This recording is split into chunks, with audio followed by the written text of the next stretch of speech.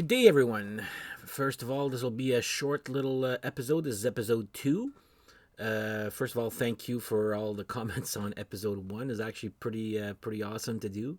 So I'll get better as time goes by here. So this episode is gonna be. A lot of people have been asking me here, why do I like vinyl this much? So not really a black and white answer here, so I'll tell you how it started. So I mean, like everybody as a kid, I grew up in 1970 something there, and pretty much what we got at the time was just vinyl. That was pretty much all that was, which was records. My mom bought some, my dad bought some, I got some as a kid and all that. First record I ever bought was Iron Maiden, The Number of the Beast.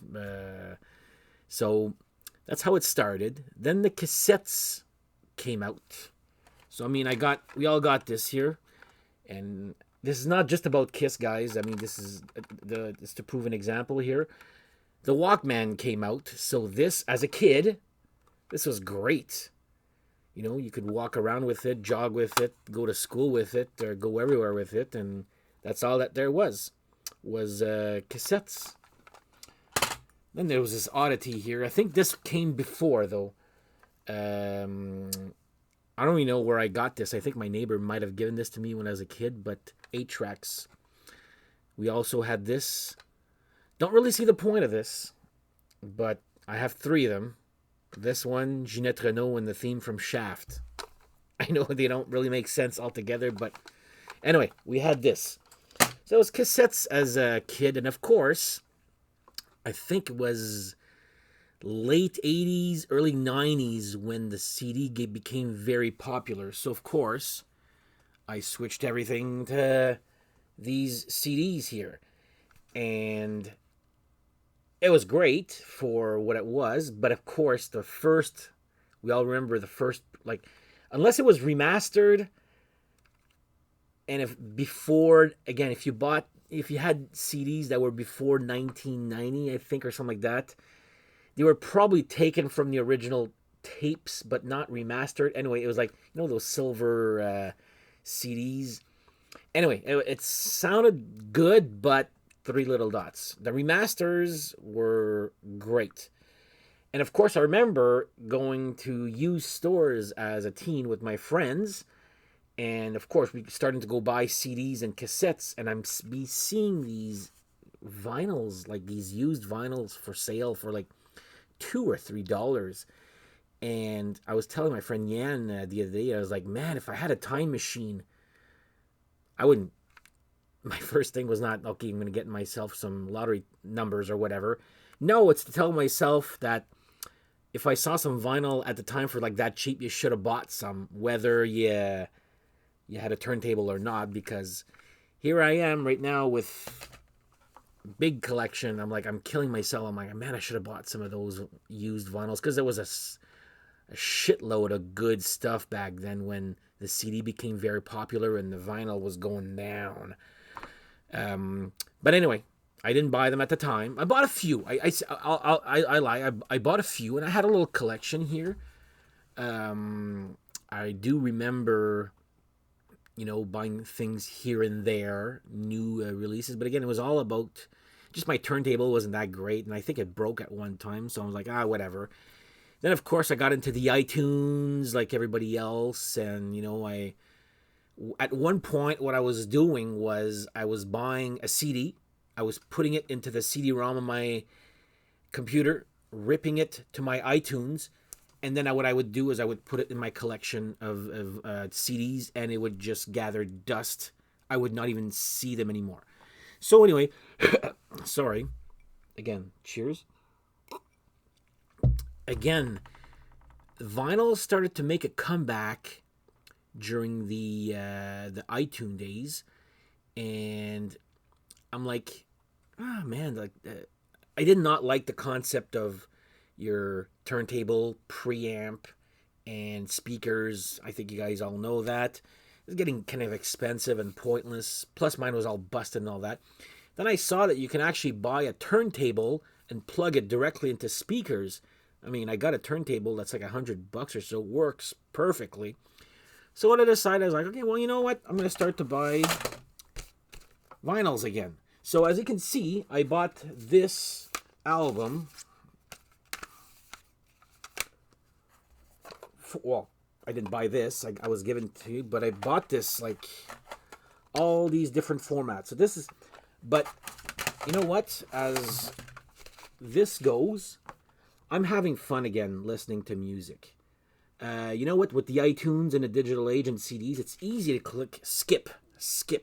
You know, I don't like that song, skip. You know what? So what vinyl did was actually bring back my love of listening to music. I'm all gonna go put a record on, listen to the whole thing, maybe do something else around that around the area and just listening to it. But I'm not gonna skip anymore. I'm just, you know what? I'm gonna listen to the whole thing, and I'm like, I was listening to my old collection. I'm like, my God, I forgot I had some great stuff there.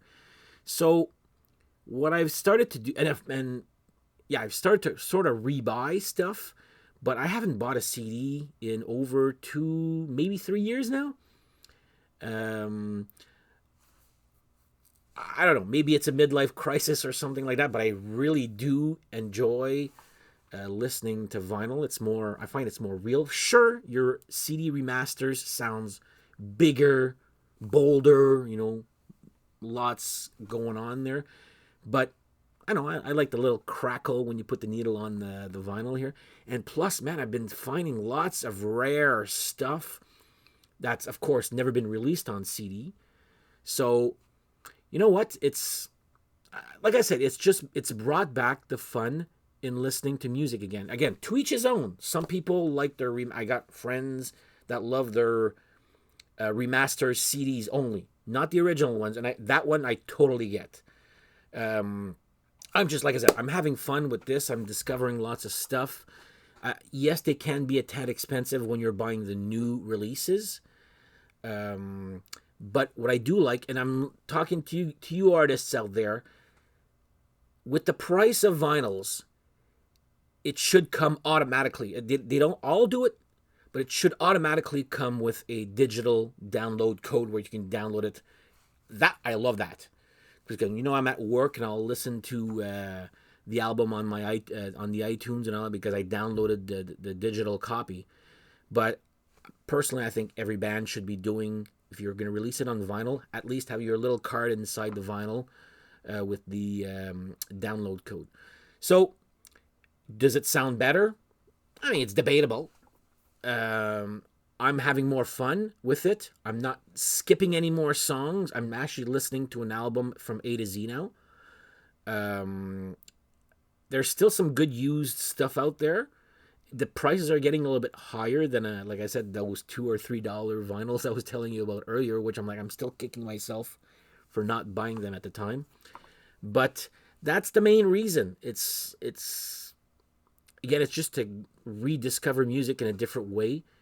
Not it's that skip button that I was realizing. I was like, oh my God, I was skipping these songs, and I'm listening to the vinyl from A to Z. I'm like, wow, I didn't realize that song was that good, or that album was that good. So anyway, that's my story of why I like vinyl, like I said, that much there. And like I said, I haven't bought anything else, any format in 3 years. So anyway, that's just my little story. People have been asking me, why vinyl, Dan? So there you go. Also been having a lot of fun just taping these episodes here. So thanks for the feedback, guys. Next episode will be my ranking of the albums from Danko Jones, since I saw him about less than a month ago here in Ottawa. It's pretty much the only concert I saw in 2021. So while it's still fresh in my head here, that'll be my next episode coming sometime this week. So for now, enjoy. Cheers. Thanks for subscribing. And I'll see you guys next time. Take care. Cheers. Bye.